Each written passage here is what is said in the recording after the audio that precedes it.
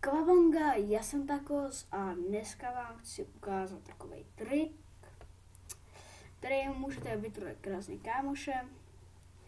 Třeba, že jste třeba typu, že jste měli 635 odběratelů a třeba o týden mu pošlete fotku, třeba, že máte, já nevím, 14 454 subs.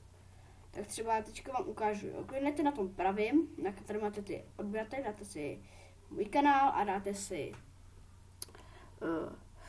kód odběratelů a dáte inspect, nebo česky prozkoumat. Tady se vám obrazí taková tabulka, nebo tady spíš.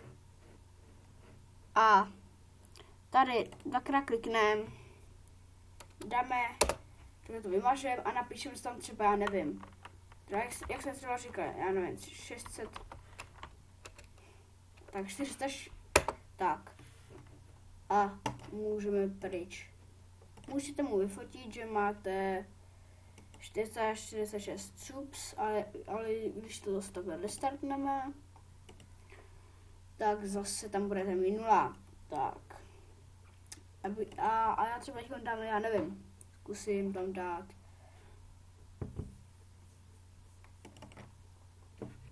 Já nevím.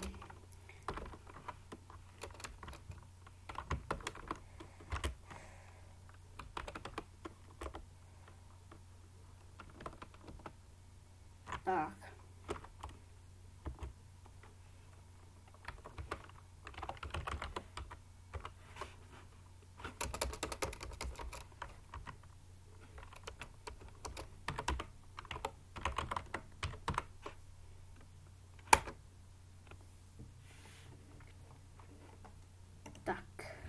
A teda máte, tak třeba můžete poslat kámošovi screenshot, že máte normálně 77 milionů 976 689. Tak, a to je pro tohle videjko bylo asi všechno. Pokud se vám to líbilo, můžete zanechat like, napište koment, jestli jste vytrolili toho kámoše nebo někoho. A já se s vámi loučím.